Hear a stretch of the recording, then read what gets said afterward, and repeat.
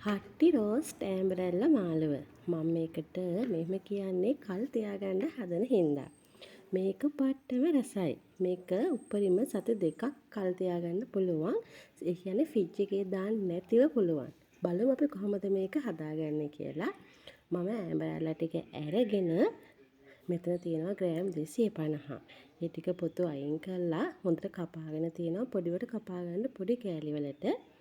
ඊට පස්සේ රස අනුව ලුණු එකතු කරන්න.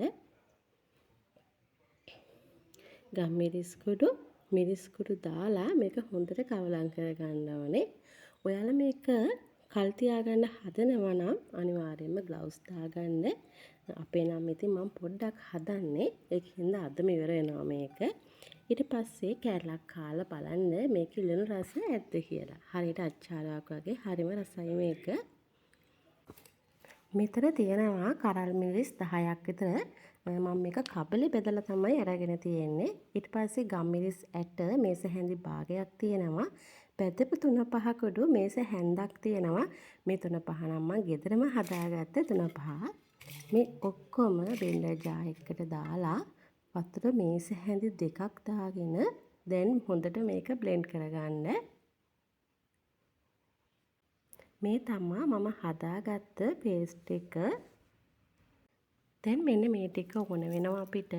මම පුච්චලා ගත්ත සුදු ලුණු බිකි 4ක් තියෙනවා. ඊළඟට කබලේ රත් කරලා උනත් අපිට මේක ගන්න පුළුවන්. රම්ප කරපිංච ස්වල්පයක් තියෙනවා. කොරඳ කෑල්ලක් ගන්න. මේකට ඕන වෙනවා සීනි අඬු කෝප්ප කාලක්. රස අනුව අඩු වැඩි කරගන්නත් පුළුවන්. ඊළඟට ඕන වෙනවා මෙතන අමු 3-5 කුඩු මේස හැන්දක් ඕන වෙනවා. ඒකත් අරගන්න. ඊට පස්සේ තෙල් ටික ෆෑන් එකට දාලා රම්ප කරපිංච සුදු ලුණු ටික දාලා පරන්වන් පාට වෙනකම් බෙද ගන්න ඕන මේක අපි.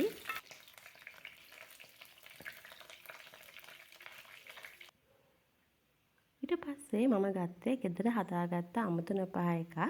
ඉතින් ඒකෙන් මේස හැන්දක් එකතු කරා. ඊළඟට හදාගත්ත මිරිස් පේස්ට් එක මම එකතු කරාවා මේකට.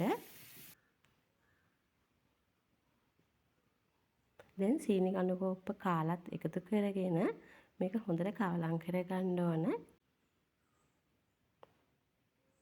දැන් ලුණු කුඩු වලින් මේස හැඳි භාගයක් එකතු කරගෙන වැඩි ගින්දරේ මේ විදිහට උක්කුවට සෝස් එක හදාගන්න ඕන.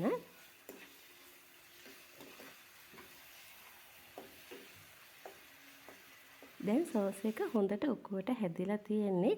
දැන් කෑලි කපාගත්ත ඇඹරැල්ල ටික ඒ සෝස් එකට එකතු කරලා හොඳට කවලම් කරගන්න ඕන.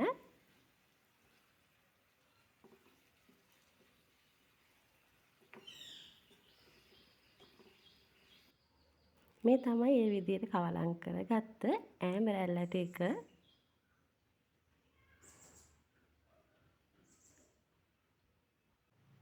දැන් සෝස් ටික තවරගත්ත ඇඹරැල්ල කෑලි ටික මෙහෙම මාරු කරගන්න මැටි වළඳකට.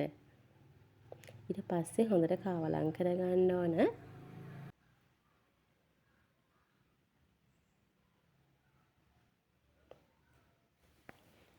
දැන් මම මෙතන අරගෙන තියෙනවා විනාගිරි.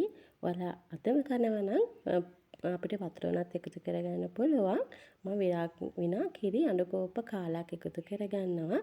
මොකද මම මේක කියලා දෙන්නේ කල් තියාගන්න හදන හින්දා.